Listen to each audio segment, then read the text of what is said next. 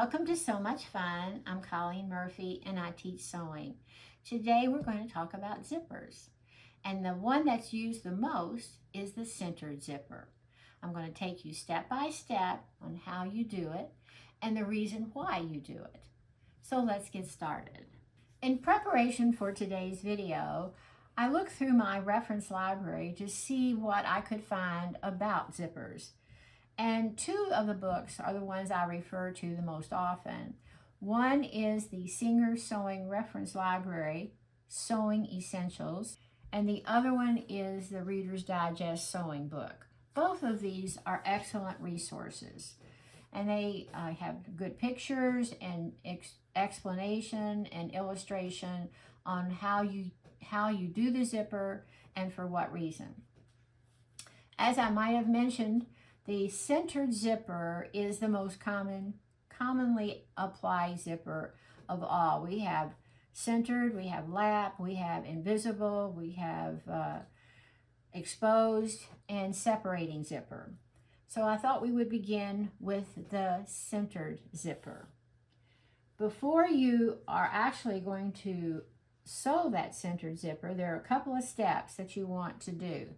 First has to do with cutting the fabric in preparation for the zipper. I think it's much better if, when you're cutting your fabric, that you extend the length of where that zipper is going to be. You should extend that a 1/2 inch from where the cutting line is on the pattern.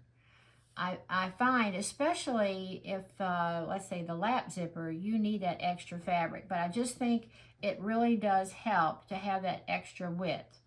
So that's the first thing you need to do. The second thing has to do with the fusible interfacing. And I just go and cut off 1-inch strips of my scrap fusible interfacing and save them for those times when I want to do a zipper. And I don't have it, if you notice, when I apply the fusible interfacing, I did not have it come all the way to the edge, and that's fine. I moved it, I'd say that's a 1/8 inch over, so that when the stitches will be on the interfacing. So those are two things you want to do. You want to make it obvious to yourself that where the zipper is going to be, and you do that by extending out from the edge a 1/2 inch. Then the other point that you want to remember is use your fusible interfacing for the length of the zipper. Now, when I say the length of the zipper, I'm talking about where the metal part is at the bottom of the zipper, but that you also include all the way to the top edge for the top of the zipper. You don't include that extra, looks like about 5/8 inch below the metal part. So it's from that metal part all the way to the top edge should be where this space is. Once you have your interfacing on, then you're ready to do stitching in preparation for actually stitching the zipper. And when you do that, the part that is not the zipper, below it, you will use a standard stitch length, and I use 3. Some people use 2.5. Whatever is your preference, set your machine for that. And you know, when you begin a seam, you definitely want to have it reversed so you're securing your stitches. And then you'll continue that stitch length till you get to the point where you have this extension. And once you reach that, then you want to reinforce 2 or 3 stitches by reversing, and then change your stitch length to the longest stitch length setting that your machine will make. Most machines it's 5, but some machines are 6, and then there are some machines that is 4. Whatever the number is, the longest or the highest number of stitch length is what you want. And then you just continue that all the way to the very edge, and once you get to the edge, reverse back 2 or 3 stitches, because basting stitches are long, and if you don't do that reversing, they will easily come out. After you've done your stitching, then you're going to open your fabric, your garment, and press that seam open. Get it nice and flat. Now you're ready to take your zipper and apply it to the fabric or the garment. And it's basically a two-step process. The first step is to unzip the zipper and take your zipper and place the bottom edge of it right, you're going to have it right where that seam is. The very bottom is in line with where you cut it out, and you're going to be stitching with that coil right at the seam. But the thing is, you want to have it so that you're only sewing on the seam allowance. You are not sewing on the garment itself. All right? So I'm going to go over to the sewing machine, and I want you to watch as I sew the zipper to the fabric. All right, when I get ready to baste, again, you're going to use a basting stitch. You're not going to use your regular 3.0 or 2.5 stitch length. You're going to use the basting stitch. I want to place that zipper so that I can see that seam is right in line with the coil, all right? So that's how I'm going to start. Again, I'm going to have my zipper foot on there. You've got to be using a zipper foot and not your general purpose foot. So let me get this down. And then I want to take a couple of stitches here. And I'm going to hold my thread. You might see where it says hold needle thread. I have that on all my machines. I tell everybody, always hold your needle thread when you start. So I only did one stitch, and now I'm going to reverse back. All right, now once I get this going, I'm kind of checking to make sure the coil is right where that seam is. Right, and then I'm just going to sew right on this edge here. And I'm going to wait. And I think by this point, I think I can unzip the zipper, get past it, so I can see that I can continue right there where that seam is. All right, so we're just going to sew right down here. Again, this is a basting stitch. Now, we're not going to take these stitches out because we're not going to see them. When we finish on the outside, on the right side of the fabric, we will not see the basting stitches. I'm going to go back here and lock this up. Now I'm going to cut my thread. And at this point, you know, sometimes it really depends on your fabric, but there have been times where I just basted on one side. And then I'm going to zip it up, and now I'm going to do the other side. It's all right. If you feel that's pretty secure, I can see where only basting on one side would be fine. Now, you always want to work from the bottom up when you're doing this. So that means I have to go to the left side of the zipper at this point. And I'm going to, again, hold my thread. I'm still basting, remember that. And I don't have to look at where it's placed because it's secure on one side. But the point is, I'm only sewing on the seam allowance. I am not sewing on the garment, the fabric itself. So we're just going to go all the way up here. And you know what? If it's a little tough with the pull tab right there, you can go around it and it's all right. And we want to reverse a couple of stitches. And come forward and cut our thread. Now, once you've done that, you're ready to do the last step. It's just a two-step process. So the first step is basting the zipper to the seam allowance only. And I did get it a little high there, but I think it's going to be all right. Now, this is where I vary my technique from what the experts say. In that, let me cut off this thread down here. I never like to have threads hanging. That bothers me. Okay, let's get rid of that stuff.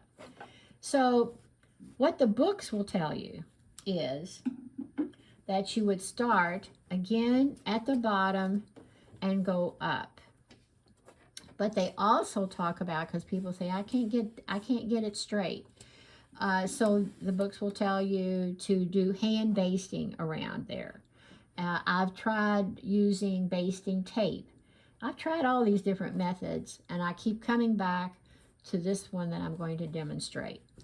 I don't start at the bottom of the zipper and go up on each side. Instead, well, first off, I want to mark where that bottom is, and I need to use a pen to do that. So you can feel with your finger where the bottom of the zipper is, and then you just put a pin there so you'll know. See there, that's below the bottom of the zipper.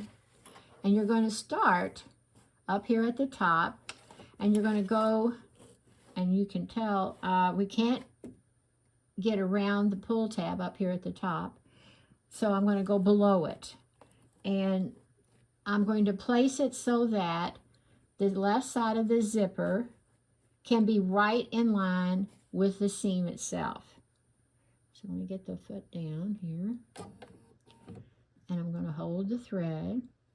And I know this is not how the experts say to do it, but this is my technique, and I think I've been pretty successful with that. Now, the important points you want to remember when you do this: you can't keep your fingers down here like you normally do when you sew a seam. You have to have your hands on each side of where the foot is, and you kind of put a little bit of tension on it to keep it out flat. Because if you don't, you could get a wrinkle going down one side and then another wrinkle going up the other side, and we don't want that. So I'm going to put it right there, put my needle down. Now, we're going to start, we're below where the pull tab is, and the left edge of the foot is right in line with the seam. So now we're going to start sewing. I'm keeping the fabric taut. I don't want any slack, if you want to call it that, in the fabric. So you just move your hands as you're going down the length of the zipper. If you don't do this, then you will get a wrinkle in your fabric. All right, I can see where that is. I've got that in mind, so I'm just keep going on down here. Now, when you get down to the base, you're going to turn. So the needle is definitely in the fabric. You raise it up, and when you pivot to go across the bottom of the zipper, you count your stitches till you get to the seam. So that's 1, 2, 3. Okay, there's 1, 2. Those are little ones, so I'm going to say we'll do one more. Now, then we're going to turn, and I'm still not far enough over because it's the width of this foot. So I'm going to do another one. I think we might have gotten it. There we go. I think that should do it. Yeah, right there. Okay, now we're ready to come up the other side. You just move your hands as you're going up the other side of the zipper.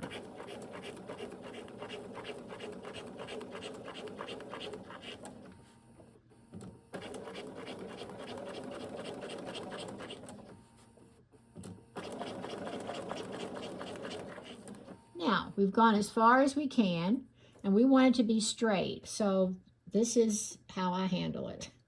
I'm going to raise up my foot, and then you want to be sure that the pull tab was up, not down, and then I can reach under there and just push it down below where the foot is. And that way, let me see if I put that down now. I'm not clear. I think it might be. All right, so now we can finish it out. So we're just going to continue to go. And you want to reverse.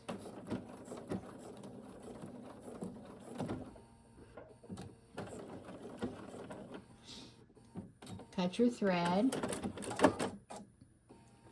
Now you're going to turn it over to the other side because you've got to meet it where you started. And again, I'm going to slide that down a little bit further to make it easier. And don't ask me where I'll I picked up this technique. I couldn't tell you. I've been doing it too many years. All right, so now I need to, again, hold my thread, put it right by the seam on the left side, and make some stitches and reverse. All right, now here's where I want to meet it up. So keep it nice and taut, just like you did before. And see if we can't just go right over. Oh my goodness, I think I did. Okay. I'm only going to go over, and then I'm going to reverse a couple of stitches. And then I'm going to cut my thread. All right. Now, you can see, I think that looks pretty straight. And I did not have to do any hand basting. I did not have to put any tape along there to try to stitch beside it. I just kept the edge of the foot was my guide in sewing the seam.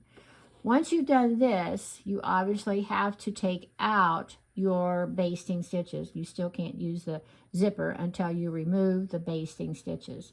And you're all set to go. Here's another sample of the centered zipper after the basting stitches have been removed. And you can see if your thread color matches your fabric, which it should, you really are not going to see those stitches. But this is an example of what the centered zipper looks like when it's finished. I hope this video has been helpful for you and that you will take that leap in doing a zipper. It's really not that hard. Please like and subscribe and have so much fun.